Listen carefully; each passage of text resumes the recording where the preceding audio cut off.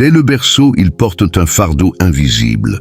Pendant que les autres enfants jouent à la marelle et se disputent des billes, eux regardent le ciel et se demandent pourquoi les arbres ne parlent pas. Ce n'est pas de la fierté, c'est une solitude immense, un décalage horaire permanent avec le monde. Ils ne se sentent pas supérieurs, ils se sentent seuls, comme s'ils étaient venus au monde, avec un manuel d'instruction rédigé dans une langue que personne d'autre ne parle.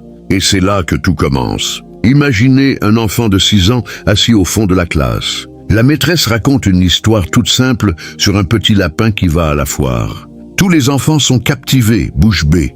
Lui, il lève la main et demande « Mais pourquoi le lapin est-il heureux d'aller à la foire alors? Que sa mère est malade à la maison ?» La maîtresse marque un temps d'arrêt, déstabilisé. L'enfant ne fait pas exprès. Il n'essaie pas d'être intelligent ou de faire le malin. Il a simplement vu l'envers du décor. Il a senti la tristesse derrière la joie de façade. À cet âge-là, les autres enfants vivent dans le monde des apparences. Lui vit déjà dans le monde des sous-entendus. Ce décalage ne fait que s'accentuer avec les années. À l'adolescence, pendant que ses camarades se préoccupent de savoir quelle marque de basket est à la mode ou quel groupe de musique est le plus populaire, lui ressent un vide intérieur dévorant. Il écoute les conversations et se demande « Est-ce que c'est vraiment ça la vie ? Est-ce qu'on est juste censé consommer, s'habiller pareil et répéter les mêmes opinions que tout le monde ?» Il essaie de se fondre dans la masse, de faire semblant. Il rit quand il faut rire, il s'indigne quand il faut s'indigner. Mais au fond de lui, une voix murmure « Tu n'es pas comme eux. Tu ne vois pas le monde comme eux. » C'est une sensation étrange, comme d'être un acteur dans sa propre vie. Et puis un jour, souvent à l'âge adulte, le voile se déchire. Le déclic peut venir d'une épreuve, d'une rencontre, ou simplement d'un épuisement à force de porter ce masque. Il comprend alors que cette différence, cette solitude, n'était pas une malédiction, mais une signature. Il découvre qu'il n'est pas là pour suivre les sentiers battus, mais pour en tracer de nouveaux. Toutes ces années, à se sentir à côté de la plaque, étaient en fait une préparation silencieuse. L'enfant qui voyait la tristesse derrière, le sourire du lapin est devenu l'adulte, qui perçoit les fragilités derrière les certitudes des autres. Ce n'est plus un handicap, c'est une boussole. Et c'est là que réside la véritable élection.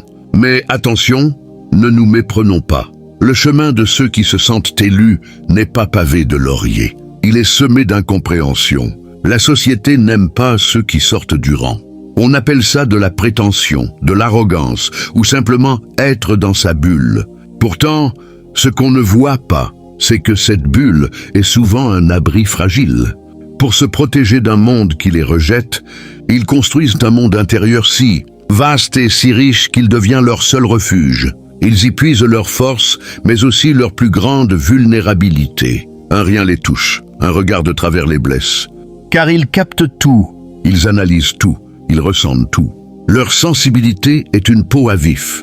La chute de cette histoire, c'est que ces enfants qui se sentaient différents finissent souvent par incarner les changements qu'ils espéraient voir. Ils deviennent artistes, inventeurs, philosophes ou simplement des parents hors du commun. Ils ne l'ont pas choisi. Ils l'ont toujours été. Leur élection n'est pas un privilège. C'est un engagement à vivre en accord avec cette petite voix intérieure qui, depuis l'enfance, leur chuchote que le monde peut être meilleur. Plus vrai, plus profond. Alors, la prochaine fois que vous croiserez un enfant silencieux qui regarde les nuages, pendant que les autres crient, ne lui demandez pas de se réveiller. Demandez-vous plutôt quel monde il est en train de construire dans sa tête. Ce poids de la différence, il le traîne comme un boulet doré. Dans la cour de récréation, ils sont souvent ceux qu'on regarde sans vraiment voir. Les autres sentent confusément que quelque chose cloche, que cet enfant-là ne réagit pas comme les autres. Alors, par instinct grégaire, on l'isole. On ne le frappe pas toujours. On ne l'insulte pas forcément, mais on ne l'invite pas aux anniversaires. On oublie de lui passer le ballon. On rit un peu plus fort quand il se trompe. Et lui, il apprend très tôt une leçon cruelle. Être différent, c'est être seul. Il apprend à aimer sa propre compagnie, pas par choix, mais par nécessité. Il développe une vie intérieure si dense qu'elle devient un continent secret, inexploré par les autres. Et puis vient l'âge des premières amours. ce moment où le cœur devrait s'ouvrir comme une fleur au printemps. Pour eux, c'est souvent un nouveau champ de mine. Ils tombent amoureux avec une intensité dévastatrice, parce qu'ils ne savent pas aimer à moitié. Ils analysent chaque regard, chaque mot, chaque silence. L'autre devient une énigme à déchiffrer, un territoire à explorer. Mais cette intensité fait peur. On les trouve trop passionnés, trop sérieux, trop à fleur de peau. On leur préfère des cœurs plus légers, des âmes moins profondes où il fait moins sombre. Alors ils souffrent en silence, se demandant ce qui ne va pas chez eux. Pourquoi ils ne parviennent pas à être simplement normaux en amour? Ils ignorent encore que leur façon d'aimer, aussi brûlante soit-elle, est un cadeau que peu de personnes savent recevoir. Dans le monde professionnel, c'est souvent le même combat. On leur reproche d'être trop perfectionnistes, trop investis, trop à côté de la plaque, sur les questions de hiérarchie ou de politique de bureau. Pendant que leurs collègues jouent le jeu des relations publiques et des petits avantages, eux se concentrent sur le fond, sur le sens, sur la quête d'une mission qui les dépasse. Ils changent souvent de poste, non pas par instabilité, mais par soif insatiable de sens. Dès qu'un travail devient purement mécanique, purement alimentaire, ils étouffent. Ils ont besoin de croire que ce qu'ils font compte, que cela contribue à quelque chose de plus grand. On les dit alors rêveurs, idéalistes, ou pire, inadaptés. On ne comprend pas que leur moteur n'est pas l'argent ou le statut, mais cette petite flamme intérieure qui ne s'éteint jamais. Cette quête de sens les mène souvent sur des chemins de traverse. Ils se passionnent pour des sujets que les autres jugent obscurs. La philosophie, l'astrophysique, la spiritualité, l'art sous toutes ses formes. Ils lisent des livres que personne ne lit, écoutent une musique que personne n'écoute. Pas par snobisme, mais par besoin vital. Ils cherchent désespérément des réponses aux questions qui les hantent depuis l'enfance. Pourquoi sommes-nous là? Qu'y a-t-il après? Quelle est la nature profonde de la réalité? Dans ces explorations solitaires, ils trouvent parfois des échos des frères et sœurs d'âme, morts depuis des siècles, dont les œuvres leur parlent comme des lettres écrites spécialement pour eux. Ils réalisent alors que leur solitude n'est pas unique, qu'elle a traversé les âges. C'est à la fois réconfortant et vertigineux. La nuit, souvent, ils ne dorment pas, ou mal, parce que le silence de la nuit amplifie tout. Les questions deviennent plus pressantes, les angoisses plus vives. Ils regardent le plafond en se demandant s'ils sont fous ou s'ils sont les seuls à être éveillés. Ils se sentent comme des sentinelles perdues dans un monde endormi. Parfois, ils se lèvent, écrivent, dessinent, composent. L'art devient leur exutoire, leur langage secret. C'est dans ces moments-là, au cœur de la nuit, qu'ils sont le plus eux-mêmes, sans masque, sans filtre, face à l'immensité de leur propre conscience. Et c'est magnifique, c'est terrifiant, mais c'est magnifique. Et puis un matin, quelque chose bascule.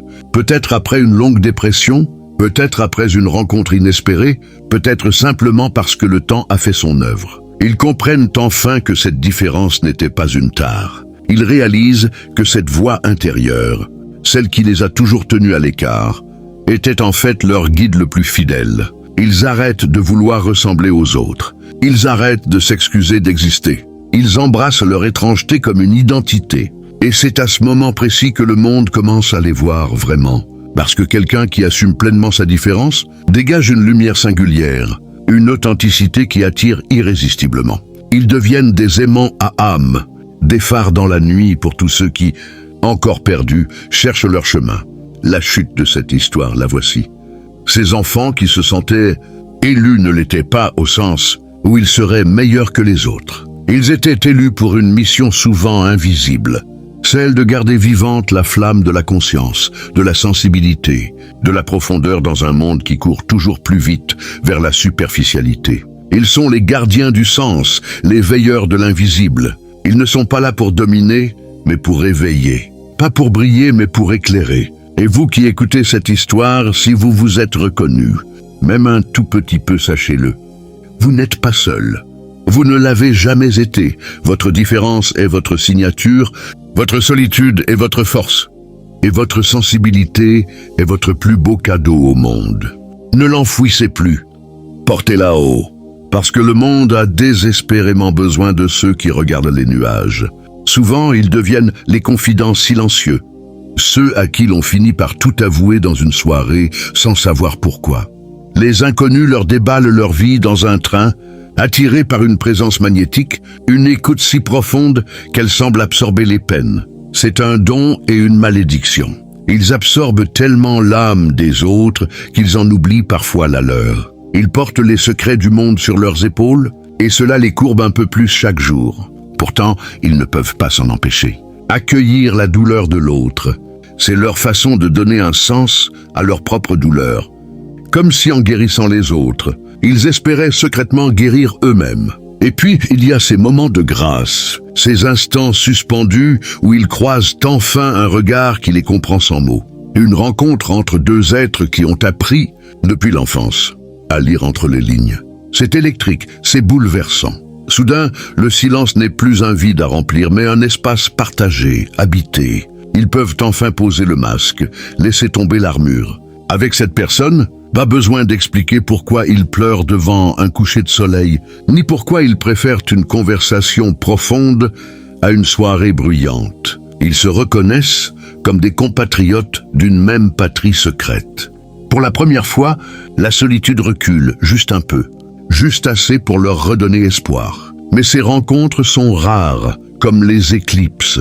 Alors ils apprennent à vivre avec leur propre compagnie, à l'apprivoiser. Ils découvrent que la solitude bien vécue n'est pas un désert, mais un jardin secret où les idées les plus folles peuvent germer.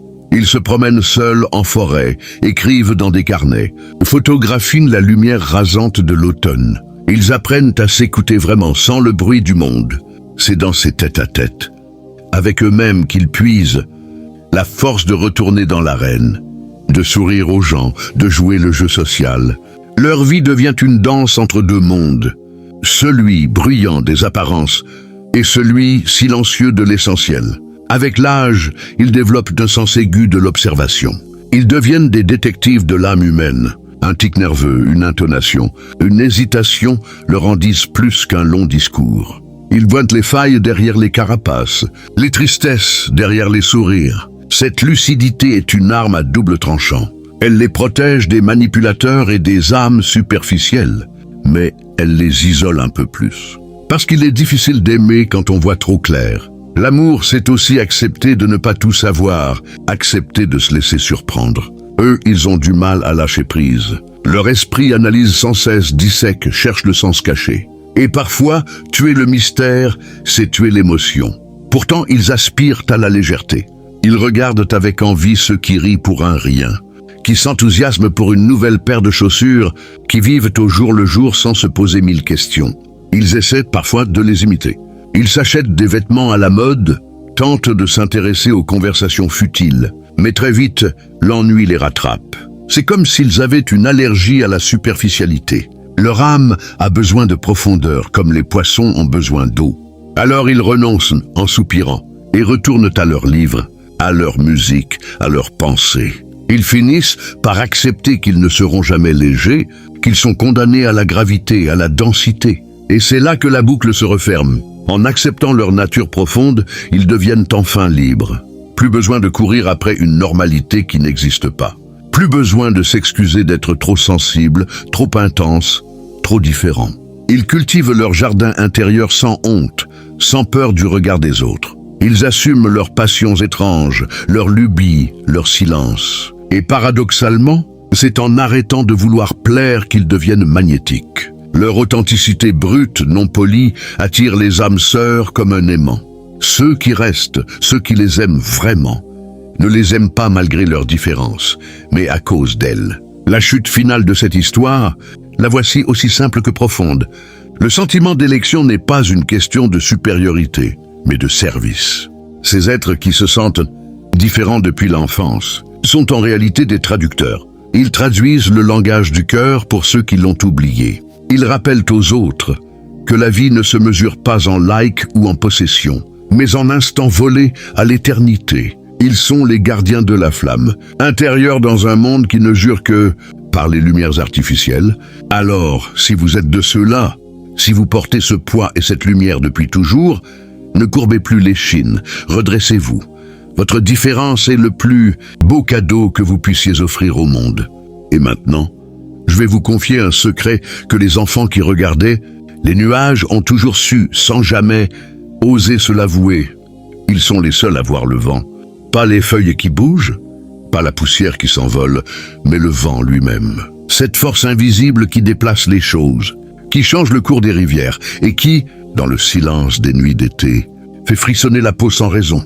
Les autres regardent les conséquences, eux regardent la cause. C'est une clé essentielle pour comprendre leur trajectoire. Ils ne sont pas simplement sensibles, ils sont branchés sur une fréquence différente, une onde porteuse que la plupart des gens ont cessé de capter par manque d'usage. Comme un muscle atrophié, cette perception particulière les amène souvent à vivre des synchronicités troublantes. Ils pensent à quelqu'un et cette personne les appelle dans l'instant. Ils rêvent d'un lieu qu'ils ne connaissent pas et 6 mois plus tard, ils s'y installent par hasard. Ils pressentent les catastrophes, les rencontres, les fins. Le temps, pour eux, n'est pas une ligne droite mais une nappe. Un océan où tout flotte simultanément. Ils naissent avec une intuition, une forme de connaissance sans apprentissage, comme si leur âme, avant d'atterrir dans ce corps, avait fait des stages dans d'autres vies, d'autres mondes, et cette connaissance, ils ne savent pas toujours quoi en faire. Elle les encombre plus qu'elle ne les sert. Dans le silence de leur chambre d'enfant, ils inventaient des mondes, des royaumes peuplés de règles justes, de paysages impossibles, de langages secrets. Aujourd'hui adultes, ce pouvoir de création n'a pas disparu. Il s'est mué en capacité à visualiser des solutions que personne ne voit, à imaginer des futurs que personne n'ose envisager. Dans les réunions, pendant que les autres s'écharpent sur des détails, eux voient déjà le tableau final, les obstacles à venir, les opportunités cachées. On les dit visionnaires, parfois illuminés. Mais eux, ils savent que c'est juste cette vieille habitude, prise à 6 ans, de regarder derrière le décor. Cette habitude les sauve aussi dans les moments les plus sombres. Quand la vie les frappe, quand le deuil ou la trahison leur tord le ventre, ils ont cette ressource étrange. Ils savent que rien n'est définitif, que la douleur n'est qu'une passerelle, et que le chagrin finit toujours par s'écouler comme l'eau de pluie, pas parce qu'ils sont plus forts, mais parce qu'ils voient plus loin. Leur regard porte au-delà de l'horizon immédiat. Dans la nuit la plus noire, ils scrutent l'aube à venir. Et cette certitude, cette vision à long terme, les maintient debout quand d'autres s'effondrent. Ils sont les derniers à quitter le navire, non par héroïsme, mais parce qu'ils voient déjà le canot de sauvetage, que personne d'autre n'aperçoit. Et puis il y a ce rapport étrange à la mort. Depuis l'enfance, elle les fascine et les terrifie à la fois. Ils se souviennent de ces nuits d'insomnie, tout petits, à se demander ce qu'il y a après, à avoir peur du noir, peur du rien, peur du tout. Cette conscience précoce de la finitude donne à leur vie une urgence, une intensité. Ils ne veulent pas gaspiller leur temps, ils veulent que chaque jour compte, que chaque relation ait du sens. Cette pression intérieure les rend parfois insupportables aux yeux de ceux qui préfèrent ne pas y penser. Mais elle les rend aussi vivants, intensément vivants, comme si chaque seconde était la dernière. Parfois, ils se lassent de porter ce fardeau. Ils voudraient être simples, unidimensionnels, prévisibles. Ils jalousent ceux qui peuvent regarder un film sans en analyser le sous-texte, ceux qui lisent un article sans en vérifier les sources, ceux qui aiment sans se demander si l'amour durera. Cette lassitude les jette dans des périodes de vide, de dépression, où tout leur semble vain. À quoi bon voir plus loin si c'est pour être seul? À quoi bon sentir plus fort si c'est pour souffrir plus? Dans ces moments-là, ils se coupent du monde, se recroquevillent, et leur lumière faiblit. Mais elle ne s'éteint jamais complètement. Il suffit d'un rien pour la raviver. Un rayon de soleil, une phrase lue par hasard, la main d'un enfant. Car les enfants, justement, les reconnaissent. Les enfants qui vivent encore dans ce monde magique où tout est possible, où les arbres parlent et où les nuages ont des visages, les adoptent instantanément. Ils sentent que cet adulte bizarre, celui qui s'accroupit pour leur parler à hauteur d'yeux, celui qui ne leur dit pas de grandir trop vite, celui-là est des leurs. Et dans ces regards échangés, le temps d'un parc, le temps d'un goûter, ces êtres différents retrouvent leur vérité première. Ils sont restés des enfants. Des enfants qui ont vieilli sans jamais tout à fait grandir. Leur maturité cache un cœur d'enfant émerveillé, fragile, assoiffé de beauté. La société, avec ses cases et ses étiquettes, ne sait pas toujours quoi faire d'eux. Trop sérieux pour les légers, trop léger pour les sérieux, trop profond pour les superficiels, trop simple pour les compliqués. Ils flottent entre les catégories, inclassables, insaisissables. Les psys leur trouvent des noms. Hypersensibles, haut potentiel, zèbre, indigos, cristal. Tout un bestiaire pour tenter de mettre des mots sur ce qui, fondamentalement, échappe aux mots. Mais eux, ils savent que tous ces noms ne sont que des approximations. La vérité est plus simple et plus complexe à la fois. Ils sont simplement eux-mêmes, sans compromis, sans filtre. Et c'est épuisant, oui, mais c'est aussi grisant. Car à force de refuser les compromis, ils finissent par attirer à eux des vies, des opportunités, des amours à leur image. Pas toujours, pas tout le temps, mais suffisamment pour que le jeu envahisse la chandelle. Ils construisent des relations d'une profondeur rare, fondées non pas sur l'apparence ou l'intérêt, mais sur la reconnaissance mutuelle des âmes. Ils créent des œuvres qui traversent le temps parce qu'elles parlent à l'universel. Ils laissent une empreinte, non pas celle du bruit qu'ils ont fait, mais celle du silence qu'ils ont habité. Et quand vient le soir de leur vie, ils se retournent et voient que cette différence, cette solitude originelle, a tissé une toile magnifique, un chef-d'œuvre de sens et de beauté. Alors la vraie chute, celle qui restera gravée, la voici. Ces enfants qui se sentaient élus ne l'étaient pas par un dieu, lointain ou un destin tout tracé. Ils étaient élus par la vie elle-même pour en révéler la profondeur cachée. Ils sont les poètes anonymes du quotidien, les philosophes sans chair, les mystiques sans église. Leur royaume n'est pas de ce monde, disent certains. Erreur.